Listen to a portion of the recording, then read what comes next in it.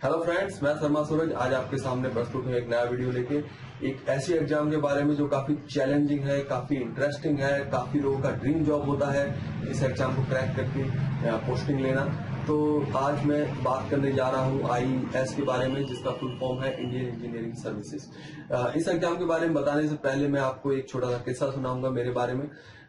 जब मैं डिग्री कर रहा था तब मेरे सर ने मुझे एक बहुत ही अच्छी बात कही थी कि सूरज बेटा, जब आप अपनी लाइफ में कुछ अगर करना चाहते हो तो आपको अपने नाम के आगे एक आई तो जोड़ना होगा। आई से उनका अर्थ ये था, चाहे वो IIM का हो, IIT का हो, IES का हो, IAS का हो, IRS का हो, IPS का हो, IFS का हो, कुछ भी हो, एक इंडियन नाम जुड़ना चाहिए, इंडियन से नाम होना चाहिए। इसके दो फायदे होते हैं। एक तो आपको सोसाइटी में काफी ऑनर से देखा जाता है, काफी रिस्पेक्ट से देखा जाता है, क्योंकि आप अपने देश के लिए कुछ कर रहे हो। अगर आप IAS कुछ क्लियर करते हो, अगर आप ऐसे IIT में जाते हो तो आप अपने देश के लिए कुछ कर रहे हो, अपने वतन के लिए कुछ करना चाहते हो। तो इसलिए मैंने आज ये वीडियो अपने पूरे दिल से तैयार किया है, अपने देशवासियों के लिए, अपने भारतीय भाई बंधुओं के। तो चलिए, इस एग्जाम का फुल फॉर्म है IES, जो है इंडियन इंजीनियरिंग सर्विसेज। और इस एग्जाम को दो पार्ट में डिवाइड किया गया है, एक प्रीलिम है और एक मेंस है। जैसा कि 2016 तक इसका फॉर्मेट एग्जाम का अलग था, अब 2017 में इसका फॉर्मेट चेंज हो चुका है। पहले प्रीलिम होती है, उसके बाद मेंस होती है।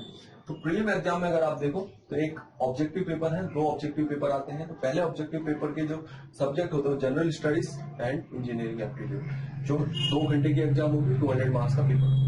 उसके बाद ऑब्जेक्टिव 2 आप देखोगे तो उसमें आपके इंजीनियरिंग डिसिप्लिन के आपके जो क्वेश्चंस है ऑब्जेक्टिव बेस्ड आएंगे, जो 3 आवर का पेपर होगा और 300 मार्क्स आप उसमें सिक्योर कर सकते हो। और दूसरी एग्जाम जो आएगी, दूसरे पार्ट है जो मेंस एग्जाम से ये अर्थ है कि इसमें थियोरिटिकल क्वेश्चन आएंगे, इसमें ऑब्जेक्टिव नहीं आपको पूछे जाएंगे। और इस एग्जाम को भी 2 भागों में डिवाइड किया गया है। पहला कन्वेंशनल 1, कन्वेंशनल 2। कन्वेंशनल 1, कन्वेंशनल 2 से ये अर्थ है कि आपके जितने भी सब्जेक्ट्स हैं आपके स्ट्रीम में, उनको 2 भागों में डिवाइड किया है। कुछ सब्जेक्ट्स कन्वेंशनल 1 में रखे गए, कुछ कन्वेंशनल 2 में। कन्वेंशनल 1 की जो एग्जाम होगी उसको इंजीनियर डिसिप्लिन 1 कहते हैं, और 3 आवर्स का पेपर होगा, 300 मार्क्स का। कन्वेंशनल 2 दूसरे डिवाइड किए गए जो सब्जेक्ट, वो भी 300 मार्क्स के, 3 आवर्स का। तो ये तो बात हो गई इस एग्जाम के फॉर्मेट के बारे में। तो अब इस एग्जाम की तैयारी कैसे करें उस बारे में चलिए बात करते हैं। तो इस एग्जाम का फॉर्मेट आपको क्लियर है। तो जब आप इस एग्जाम की तैयारी करना शुरू करते हो तो आपको अपना लेवल जानना होगा, आपको पता होना चाहिए आप कहाँ पर हो। तो अपना लेवल जानने के 2 तरीके होते हैं। एक तरीका तो ये कि आप पहले तो इस एग्जाम का जो लेटेस्ट पेपर है 2017 का, क्योंकि मैं कहूँगा फॉर्मेट चेंज हुआ है, तो आप 2017 का पेपर सॉल्व कीजिए, क्योंकि वो नए लेटेस्ट फॉर्मेट में है। तो आप उस पेपर को जब सॉल्व करो तो उसमें आपके जितने भी मार्क्स आ रहे हैं उतने मार्क्स आप एक राइट डाउन करो पेपर में। उसके बाद आप उन मार्क्स को जो कट ऑफ है उससे कंपेयर करो। कंपेयर करने के बाद अगर आपके मार्क्स 50% भी हैं कट ऑफ से, तो आप ये समझ सकते हो आपको मिनिमम 1 ईयर लगेगा इस एग्जाम की तैयारी में। जहां तक मेरा अंदाजा, आप पहले कर सकते हो तो बहुत अच्छी बात है, पर मेरे एक्सपीरियंस से 1 साल तो आपको लगेगा इस एग्जाम की तैयारी में। और आपके थोड़े से मार्क्स रह जाते हैं तो 1 साल में तो आप आराम से क्लियर कर सकते हो। थोड़े से 10 या 12 मार्क्स से आप कट ऑफ से रह रहे हो, आपने पेपर सॉल्व किया है, तो आप आराम से 1 साल में आराम से क्लियर कर सकते हो। तो ये तो रहा आपके लेवल जानने के बाद। दूसरा तरीका ये होता है लेवल जानने के लिए कि आप सिलेबस चेक करो एग्जाम का। जितना भी सिलेबस में जितने भी थियरीज दिए गए, टाइटल दिए गए, उनके बारे में आप सोचो कि आपको इसमें कितना पता है, इसमें कितना पता है। अगर आपको ऐसा लग रहा हो कि ये सब तो मुझे आता है, इजी है, तो भी अच्छी बात है। तो भी आपको लेवल 1 आप अच्छे लेवल पे हो, आप तैयारी कर सकते हो, और आप थोड़े से कम समय में ही आप ये एग्जाम क्लियर कर लोगे। तो चलिए, अब इस एग्जाम में क्या करना है हमें और क्या नहीं करना है उस बारे में बात करते हैं। What to do, what not to do.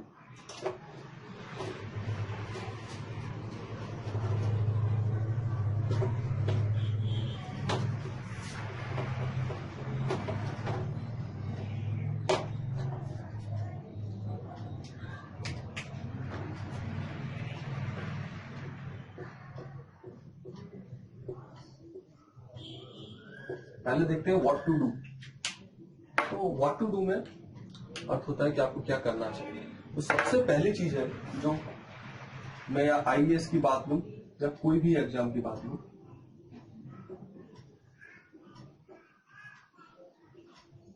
किसी भी एग्जाम को क्लियर करने के लिए, जैसा कि मैंने कहा, आपने पहले अपना लेवल पता कर लिया है, तो आपने ये भी पता कर लिया होगा आपको कितना समय लगेगा। अगर आपको ये सारी जानकारी है तो आप उतने ही समय में अपना एक प्लान बनाओ कि आप इस दिन ये करने वाले हो, इतने टाइम में ये करने वाले हो, इतने दिनों में ये सब्जेक्ट करोगे, इतने दिनों में वो सब्जेक्ट करोगे। इस तरह से आप इस सारे प्लान को एक पेपर में राइट डाउन करो और उस प्लान को धीरे धीरे फॉलो करते जाओ। 4 मंथ्स है या 5 मंथ्स का प्लान है या 1 ईयर का प्लान, धीरे धीरे फॉलो करते जाओ उस प्लान को। तो इससे आपका क्या होगा कि आपको ये एग्जाम क्रैक करने में बहुत ही आसानी रहेगी। अगर आप कोई प्लान नहीं बनाते हो तो मैं ये नहीं कहता आप क्रैक नहीं कर सकते हो, आप मेहनत कर रहे हो तो करोगे, पर हो सकता है थोड़ा समय ज्यादा लग जाए। तो इसलिए आपको एक प्रॉपर प्लान बनाना होगा जिससे एक लिमिटेड टाइम में, कम समय में आप ये एग्जाम को अच्छे से अच्छे नंबरों से क्रैक कर सकते हो। दूसरी चीज जो होगी,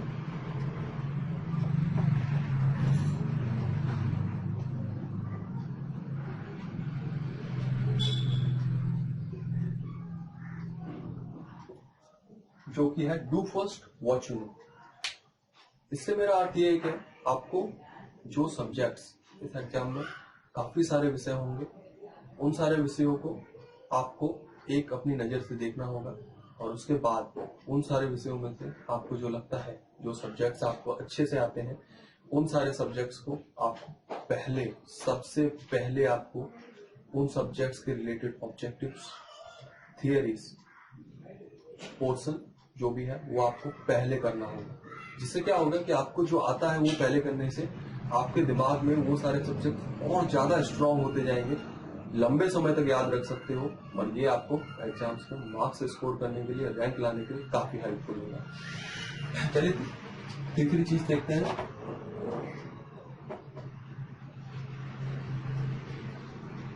तीसरी जो चीज है वो थियरीज। तो ये इस एग्जाम और गेट के एग्जाम में मैं एक बहुत बड़ा डिफरेंस बताऊं तो गेट के एग्जाम में थियरी से इतना ज्यादा रिलेशन नहीं होता है।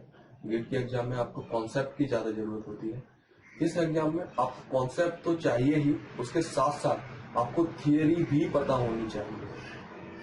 थियरी, क्योंकि कन्वेंशनल जो पेपर आपके आएंगे, कन्वेंशनल 1 एंड कन्वेंशनल 2, उसमें थियरी पूछी जाएगी और इसमें कुछ पेपर ट्विस्टेड होने की चांस बहुत कम होते हैं, इसलिए आपको डायरेक्ट ही थियरी लगभग पूछी जाती है। इसलिए जितना हो सके उतनी थियरी पर ध्यान दीजिए, उन्हें याद करने की कोशिश कीजिए, या मैं कहूँगा थोड़ा सा 10% आपको रटना भी पड़ेगा। तो इसलिए कुछ चीजें हैं जैसे जनरल स्टडीज में है, कुछ चीजें वहां भी रटनी होंगी, कुछ चीजें आपको थियरीज में भी रखनी होंगी। इसलिए इसमें याद बहुत सारा रखना है। एनालिटिकली आपको नहीं जाना है। गेट की एग्जाम जैसी नहीं है, बिल्कुल भी नहीं है एग्जाम। गेट की एग्जाम का लेवल अगर यहाँ पर है, इस एग्जाम का लेवल यहाँ पर है, तो आपको यहाँ पर याद बहुत सारा रखना है। इसलिए थियरीज पर आपको बहुत कॉन्सेंट्रेट करना होगा। अच्छे से थियरीज याद होनी चाहिए। जैसे ही आपको कोई थियरी पूछी जाए, आपको अगर मैं कैसे भी पूछ लूं दिन में, आप बिल्कुल पढ़े नहीं हो थियरी, फिर भी आपके वो जुबान पर होनी चाहिए थियरी, आपकी वर्ड टू माउथ होना चाहिए, एकदम से आप बोल दो उस थियरी के बारे में, उस तरह का आपको याद रहनी चाहिए वो थियरी। वो आएगा आपके बार बार रिवीजन करने से। इस एग्जाम में रिवीजन का बहुत ज्यादा इंपॉर्टेंट है, गेट से भी ज्यादा, क्योंकि गेट में आप जो भी करते हो प्रैक्टिस करते हो और जितनी चीजों की हम प्रैक्टिस करते हैं उन चीजों का रिवीजन करने की ज्यादा जरूरत नहीं पड़ती है। लेकिन यहाँ पर जो चीजें हम याद करते हैं, जो चीजें हमें दिमाग में रखनी है, मेमोराइज करनी है, उन चीजों का रिवीजन बहुत जरूरी है। तो यहाँ पर रिवीजन की बहुत ज्यादा इंपॉर्टेंस है। रिवीजन नहीं करोगे तो बहुत कम चांस है आपके, इसलिए आप रिवीजन पे ज्यादा ध्यान दोगे। एक सब्जेक्ट की जो प्लानिंग आप कर रहे हो, वहीं पर रिवीजन के लिए आप एक अपना अलग शेड्यूल बनाओ और कंटिन्यूअसली पीरियडिकली आप रिवीजन भी करो। तो चलिए अब बात करते हैं क्या नहीं करना चाहिए।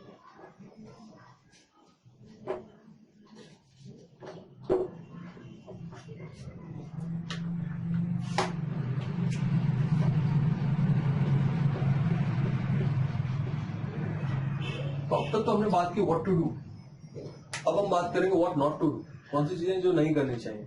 बिकॉज देखो, मेहनत जो करनी है आपको, आप मेहनत करने के लिए तैयार है तो आपको ये पता होना चाहिए आपको क्या करना है क्या नहीं करना है। क्यों मेहनत तो देखो, आप एक घोड़े में और एक खच्चर में या गधे में क्या फर्क होता है? मेहनत दोनों करते हैं, लेकिन घोड़ा रेस में मेहनत करता है और गधा बोझा ढोने में। इसलिए मेहनत में फर्क होता है। आपको ये तो पता होना चाहिए आपको क्या करना है, ये भी पता होना चाहिए क्या नहीं करना। तो चलिए अब बात करते हैं क्या नहीं करना चाहिए। तो व्हाट नॉट टू डू में सबसे पहली चीज, don't go in much depth. जैसा कि मैंने पहले ही बताया आपको कि इस एग्जाम में जो क्वेश्चंस हैं जो आपको पूछे जाएंगे कन्वेंशनल में या ऑब्जेक्टिव में, वो मोस्टली डायरेक्टली पूछे जाएंगे। ऐसे क्वेश्चंस होंगे जिसमें आप डायरेक्ट फॉर्मूला पुट कर सकते हो और उनके आंसर ला सकते हो। तो इस तरह के क्वेश्चंस के लिए आपको ज्यादा डेप्थ में जाने की जरूरत नहीं है, क्योंकि अगर ऐसा होता है, ये आपको खुद सोचना होगा कि डेप्थ में जाने से आपके 3 to 4 आवर्स और बिगड़ रहे हैं और 3 to 4 आवर्स में आप 2-3 थियरियां और कर सकते हो, तो आपको डेप्थ में जाने की बिल्कुल जरूरत नहीं। थोड़ा सा मगअप कर लो उन क्वेश्चंस को, उनके आंसर्स को, तो इससे आपको डेप्थ में जाने से बचो, जितना हो सके बचो। आप देख लो, सिलेबस एनालाइज करो, ये क्वेश्चन डेप्थ में कभी पूछा गया है, बहुत कम होगा कि कोई क्वेश्चन डेप्थ में यहाँ पूछा जाता है। दूसरी बहुत ही इंपॉर्टेंट चीज है जो आपको नहीं करनी है, वो है यूजलेस वर्क। आप किसी भी एग्जाम की तैयारी करो, सबसे बड़ा अच्छा तरीका होता है उस एग्जाम के बारे में जानने का कि उसके ओल्ड पेपर से स्टडी करने। हाँ, मैं मानता हूं कि यहाँ पर सिलेबस चेंज हो चुका है, पर लेकिन ये भी बात ध्यान में रखनी होगी, सारा सिलेबस चेंज नहीं हुआ है, सारे सब्जेक्ट्स चेंज नहीं हुए हैं। जो आपके कोर सब्जेक्ट्स हैं, जो आपके डिसिप्लिनरी सब्जेक्ट्स हैं, वो कुछ सब्जेक्ट सिमिलर है, थोड़ा सा चेंज हुआ है। इंजीनियरिंग एप्टीट्यूड एक नया इंट्रोड्यूस किया गया है, इससे पहले इंग्लिश था, इंग्लिश का पेपर आता था, तो इसलिए आपको जो चेंज नहीं हुआ है उनकी ओल्ड पेपर्स में से क्वेश्चंस देखो, स्टडी करो, जानने की कोशिश करो किस तरह से पूछा जा रहा है क्वेश्चन, किस तरह से। धीरे धीरे आपको खुद ही उस चीज का आइडिया आएगा किस तरह के क्वेश्चन है, उसी तरह के क्वेश्चन आप सॉल्व करो। आपको गेट लेवल के क्वेश्चन या नहीं सॉल्व करने, या मैं कहूँगा किसी गवर्नमेंट एग्जाम में जिस तरह के क्वेश्चन आते हैं उस तरह का नहीं करना है। आपको यहाँ पर यूजलेस वर्क बिल्कुल भी नहीं करना है। तीसरी जो बहुत ही इंपॉर्टेंट चीज है,